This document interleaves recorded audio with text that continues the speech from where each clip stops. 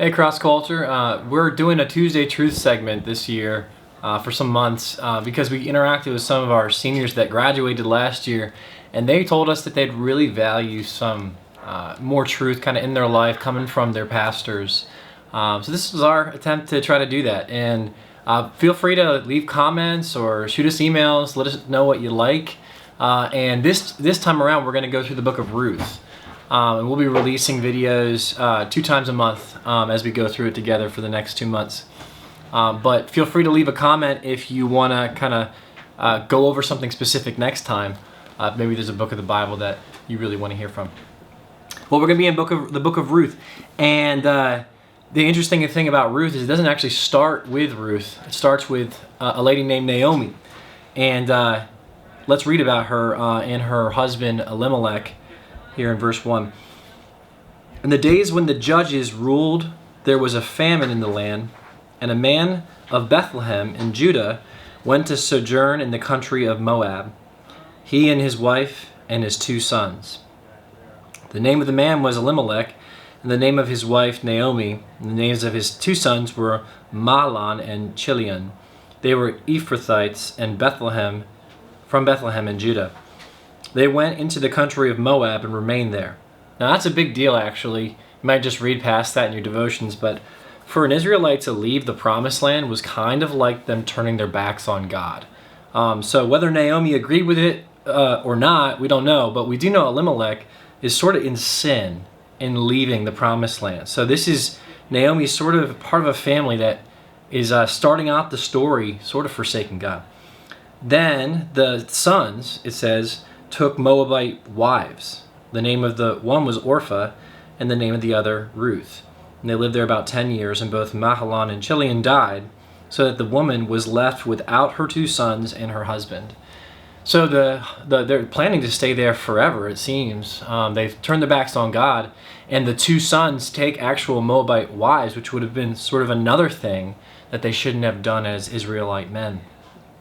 So time goes on, and after about 10 years, Naomi's husband dies, her sons die, and she's left sort of without any of the men in her family. She has Naomi, she has Orpah, who are her daughters-in-law.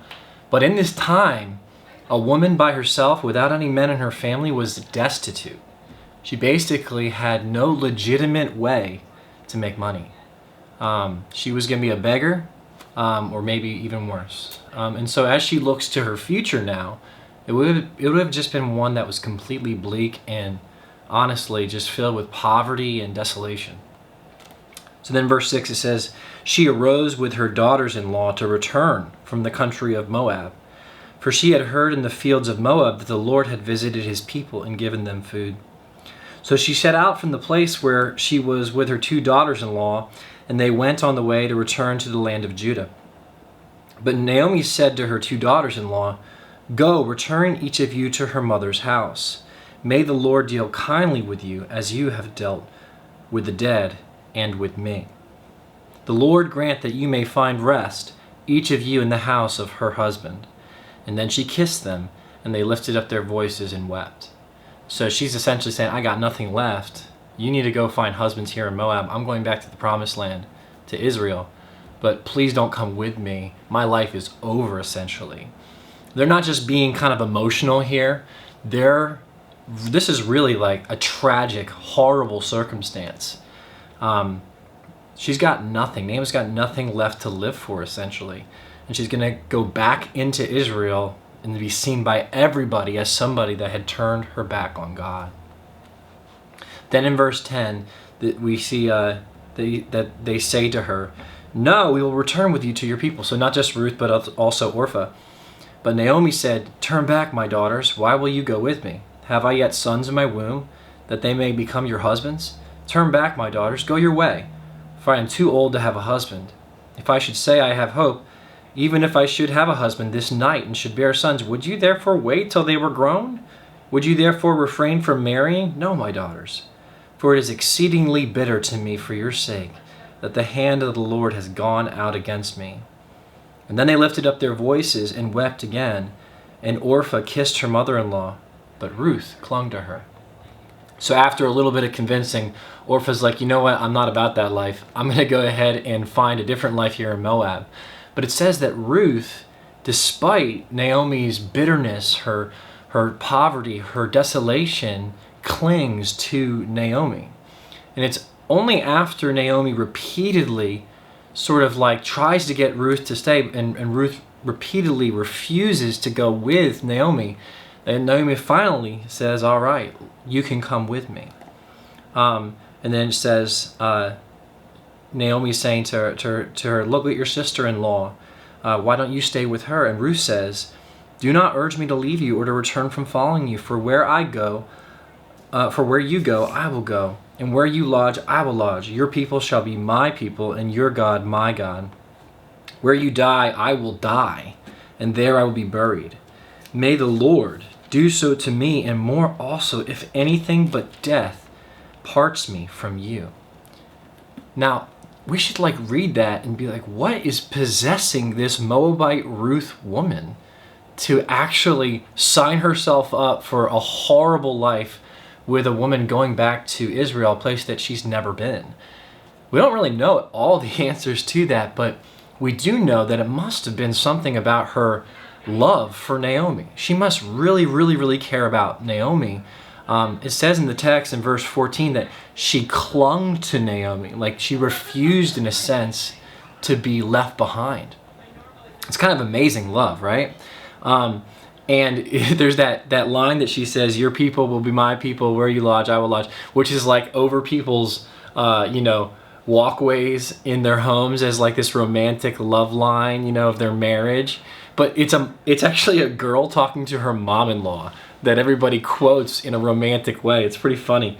That's not what Ruth's saying. Ruth's saying, listen, I'm willing to die with you. I don't want you to be alone. I'm willing to give up a bright future in my life as a young person to go ahead and die so that you're not alone. It's amazing.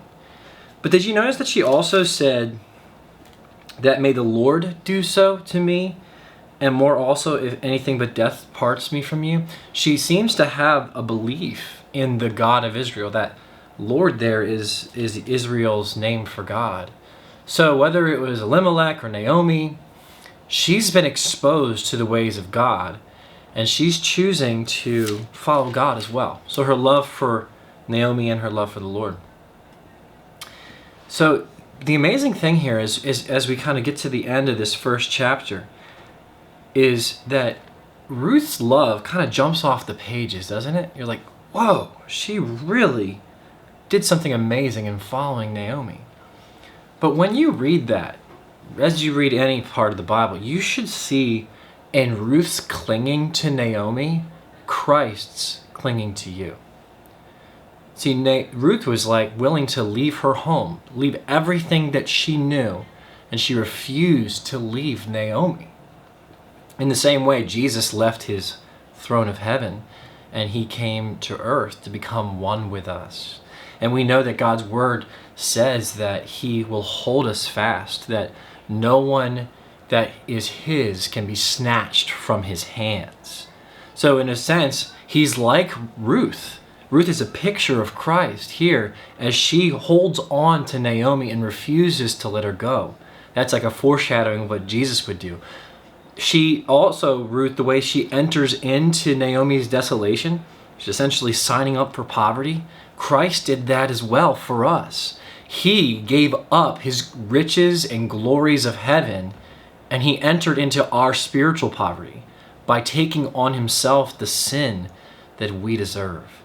So Ruth is really demonstrating what Christ would do for his people. But you know what? Ruth's love and dedication, it really is kind of powerless, right? She shows kind of a great love, but can she really do anything about Naomi's plight? I mean, not really. She can stay by her side, give her some companionship, but Christ not only clings to us, he has the power to deliver us from all of our problems. Ruth was just a girl in a society dominated by men. She had no power. But Christ not only clings to us, he also has all the powers of heaven. He can promise to save us even as he clings to us. Did you notice that Ruth said that the only thing that could separate her from Naomi was death? Jesus actually clings to us and says to us, not even death. Paul talks about that, right? What can separate us from the love of Christ? Not even death can separate us from him. It's an amazing thing to know that like Ruth pursued Naomi at her worst, Christ pursues you and me and everybody who's messed up, who trusts in him at their worst. Not when they're at their best, not when Naomi had found her land, gone back to the promised land, repented, but even in the midst of her bitterness, Christ comes to us and he gives us that fresh kind of perspective today. So I hope that encourages you that Christ is clinging to you even now as you seek to follow him. Maybe you're in the midst of temptation today or this week. Maybe you're suffering. Maybe you've backslidden since camp in some pretty big ways. You can know that Christ is still clinging to you if you continue following him. So tune in for our next time. In a couple weeks, we'll be back with chapter 2 of Ruth.